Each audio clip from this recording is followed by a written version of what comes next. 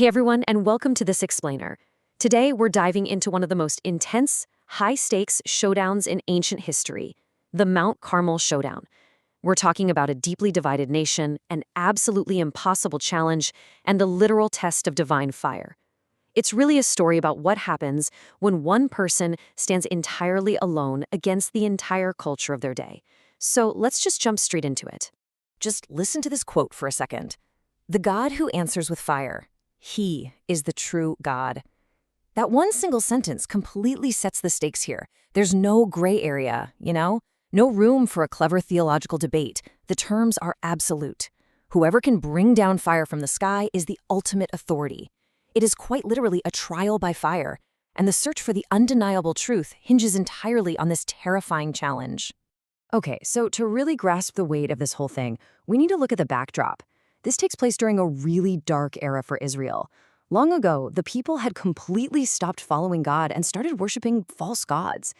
And they were being led totally astray by their rulers, the wicked King Ahab and Queen Jezebel. Basically, the whole nation had traded their foundations for new, foreign idols. Because of this shift, you end up with a terrifying imbalance of power. On one side, championed by Ahab and Jezebel, you've got hundreds of prophets of Baal, basically an absolute army backed by the crown. And on the other side, one single guy. But this is the prophet Elijah, and the text makes it really clear that he remained completely fearless, standing totally alone against all the reigning cultural and political powers of his day. All right, so the stage is set. Imagine this massive crowd gathering right on top of Mount Carmel to witness the ultimate showdown. The tension up there must have been absolutely suffocating. This isn't happening in secret or behind closed doors. The entire nation has basically shown up on this mountain to watch this play out. They're the audience, they're the jury, and honestly, they're the prize. The future of the whole country is hanging in the balance. Right there in front of everyone, Elijah just lays it all out. He stands before those hundreds of prophets of Baal and issues his challenge. Call upon your God, and I will call upon the Lord. The God who answers with fire, he is the true God. Think about how simple but utterly impossible those terms are. He doesn't want to argue philosophy. He is demanding a raw physical miracle. And with incredible confidence, he actually tells the prophets of Baal they can go first.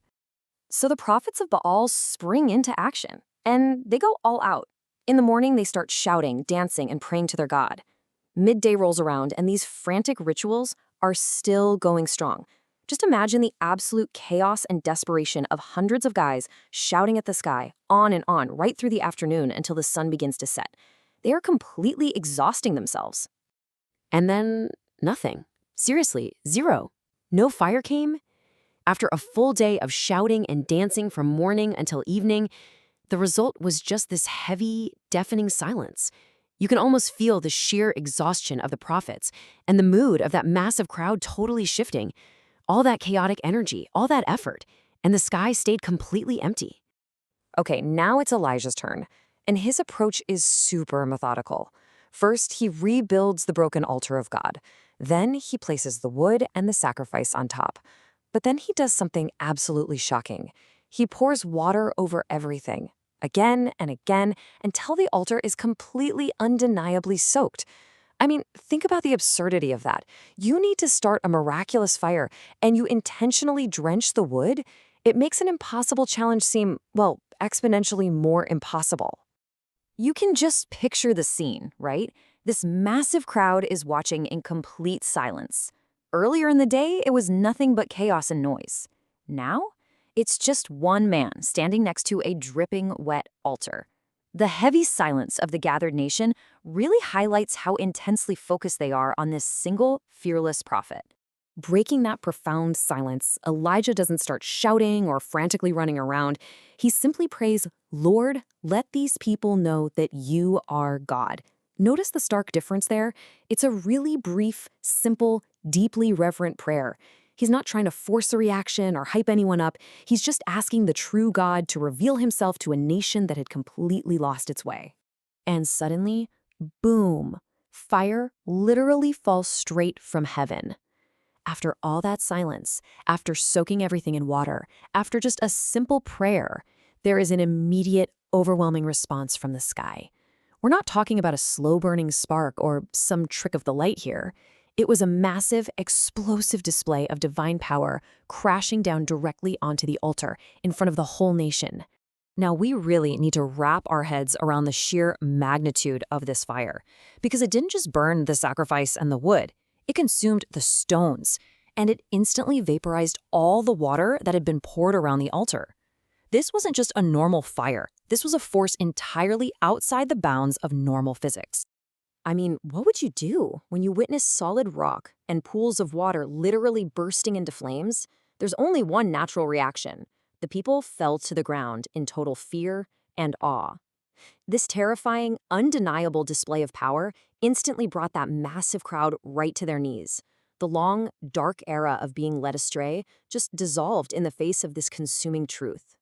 And right there from the dirt, the crowd shouts out a realization that completely shifts the narrative arc of their entire nation. The Lord. He is God. On that exact day, everyone witnessed the raw power of the true God. The debate was completely over. The showdown was finished. That divided crowd who had gathered in uncertainty was now totally unified by the overwhelming reality of who held the ultimate power. So that actually leaves us with a really fascinating question to think about. When confronted with undeniable fire, how long does it take to recognize the truth? For the massive crowd up on Mount Carmel, it took one single earth-shattering moment. Thank you so much for joining me for this explainer. I really hope diving into this source material leaves you just as fascinated by the sheer dramatic stakes of this historic showdown as I am. Until next time, keep seeking and stay curious.